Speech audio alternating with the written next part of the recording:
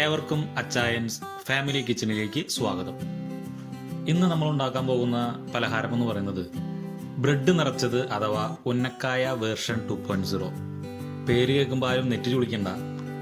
കാരണം ഉന്നക്കായ വേർഷൻ 2.0 എന്ന് പറയുന്നത് ഒരു പ്രത്യേക സാഹചര്യത്തിൽ ഞാനിട്ട പേരാണ് ഇതിന്. സാധാരണ ഉന്നക്കായ ഉണ്ടാക്കുന്നത് എനിക്കറിയാവുന്നിടത്തോളം നേന്ത്രപ്പഴം പുഴുങ്ങി അത് ഉടച്ച് പരത്തി അതിൻ്റെ അകത്തോട്ട് കുറച്ച് ഫില്ലിങ്സ് ഒക്കെ നിറച്ച് അതിന് മടക്കി ഒരു ഓവൽ ഷേപ്പിലാക്കി എണ്ണയിലിട്ട് പൊരിച്ചെടുക്കുന്നതാണ്.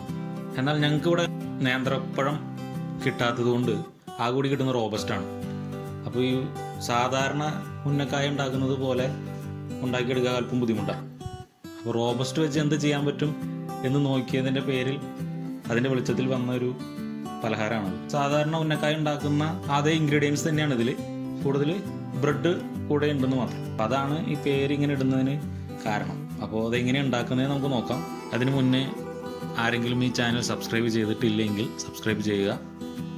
മാക്സിമം നിങ്ങളുടെ ഫ്രണ്ട്സിനും ഫാമിലിക്കും ഈ ചാനൽ ഷെയർ ചെയ്ത് കൊടുക്കുക. ഇതിനു വേണ്ടി ഞാൻ ഇവിടെ ഒരു 4 റോബസ്റ്റ് പഴമാണ് എടുത്തിരിക്കുന്നത്. ആദ്യം നമ്മൾ കൈ ഉപയോഗിച്ച് അതിനെ നല്ലോണം ഉടച്ചെടുക്കുക. ഈ കാണിച്ചിരിക്കുന്നത് പോലെ ഒന്ന് ഉടച്ച് റെഡിയാക്കി എടുക്കുക.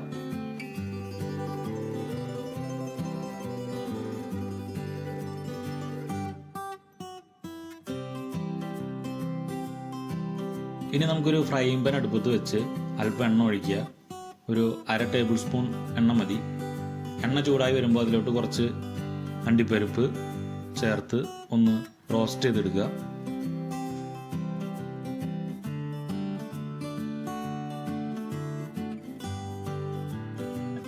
അണ്ടിപ്പരിപ്പ് ഒന്ന് മൂത്ത് വരുന്ന സമയത്ത് കുറച്ച് നാളികേരം ചിരകിയത്, ഒരു 1/4 മുറി നാളികേരം മതി, ചിരകിയത് ആഡ് ചെയ്ത് ഇളക്കി കൊടുക്കുക.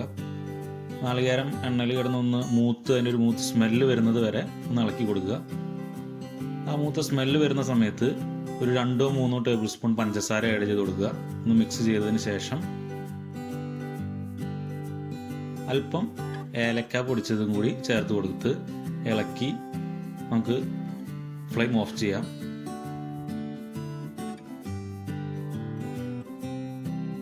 ഇനി നമ്മൾ ഈ ഫ്രൈ ചെയ്തെടുത്ത അല്ലെങ്കിൽ റോസ്റ്റ് ചെയ്തെടുത്ത ഈ മിക്സ് എല്ലാം കൂടി പഴത്തിൻ്റെ കൂടെ ചേർത്ത് നല്ലോണം ഇളക്കി സെറ്റാക്കി വയ്ക്കുക.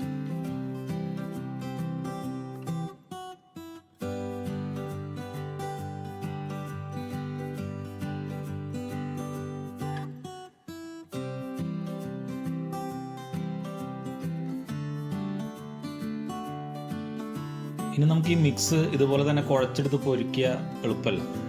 അപ്പോൾ അതിനു വേണ്ടി ചെയ്യുന്നത് ബ്രെഡ് അതിൻ്റെ 4 ഭാഗം കട്ട് ചെയ്തിട്ട് ബ്രെഡ് ഒന്ന് ചപ്പാത്തി പരത്തുന്ന കോല് ഉപയോഗിച്ച് ഒന്ന് പ്രസ് ചെയ്ത് പരത്തി ഒരു ഷീറ്റ് പോലെ ആക്കിയെടുക്കുക.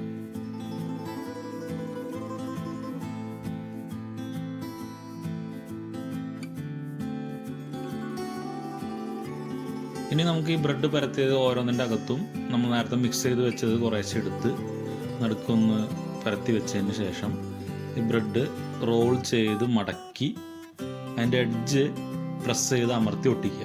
അതിൻ്റെ 2 സൈഡ് വശങ്ങൾ ഒട്ടിക്കേണ്ട ആവശ്യമില്ല. സൈഡ് വശങ്ങളോട് പുറത്തേക്ക് പോകുന്നു തോന്നുമ്പോൾ വിരലുകൊണ്ടൊന്ന് തട്ടി അകത്താക്കി വെച്ചാൽ മതി. എഡ്ജ് മാത്രം റോൾ ചെയ്തതിൻ്റെ അവസാന എഡ്ജ് മാത്രം ജസ്റ്റ് ഒന്ന് പ്രസ് ചെയ്ത് ഒട്ടിച്ചു കൊടുക്കുക. അങ്ങനെ എല്ലാ ബ്രെഡിൻ്റെ അകത്തോട്ടും മിക്സ് എടുത്ത് ഫിൽ ചെയ്ത് ഒട്ടിച്ച് റോളാക്കി എടുക്കുക. ഇനി നമുക്കൊരു ഫ്രൈയിങ് പാൻ അടുപ്പത്ത് വെച്ച് എണ്ണ ഒഴിച്ച് ചൂടാക്കുക. അത് മുങ്ങിക്കിടക്കാവുന്ന രീതിയിൽ എണ്ണ ഒഴിക്കണ്ട, ഒരു പകുതി മുങ്ങാവുന്ന രീതിയിലുള്ള എണ്ണ മാത്രം മതി. നമുക്ക് ജസ്റ്റ് അപ്പുറത്തപ്പുറം മറിച്ചിട്ട് ഒന്ന് ഫ്രൈ ചെയ്തെടുത്താൽ മതി. എണ്ണ ചൂടായി വരുന്ന സമയത്ത് നമ്മൾ നേരത്തെ ഉണ്ടാക്കി വെച്ച ബ്രെഡിൻ്റെ ഓരോ പീസ് എടുത്ത് എണ്ണയിലോട്ട് ഇടുക.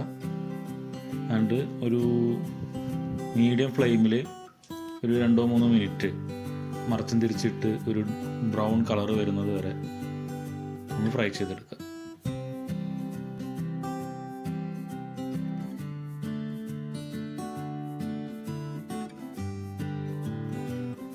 അങ്ങനെ നമ്മുടെ ഉന്നക്കായ വേർഷൻ 2.0 അല്ലെങ്കിൽ ബ്രെഡ് നിറച്ചത് തയ്യാറായി കഴിഞ്ഞു. ഇത് നമുക്ക് നല്ല സ്വാദാണ്. സാധാ ഉന്നക്കായയുടെ ടേസ്റ്റ് തന്നെയാണ് അതിന്. ബ്രെഡിൻ്റെ ഒരു അഡീഷണൽ ടേസ്റ്റും കൂടി ഉണ്ടെന്ന് ഒഴിച്ചു കഴിഞ്ഞാൽ സാധാ ഒരു ഉന്നക്കായ കഴിക്കുന്ന പോലെ തന്നെ നല്ല ടേസ്റ്റാണ്. അപ്പോൾ നേന്ത്രപ്പഴം കിട്ടിയില്ലെങ്കിൽ ഇതുപോലെ ഒന്ന് ട്രൈ ചെയ്ത് നോക്കുക വീട്ടിൽ. ഒരു 4 മണി പലഹാരം പോലെ വളരെ ടേസ്റ്റുള്ളതാണ്.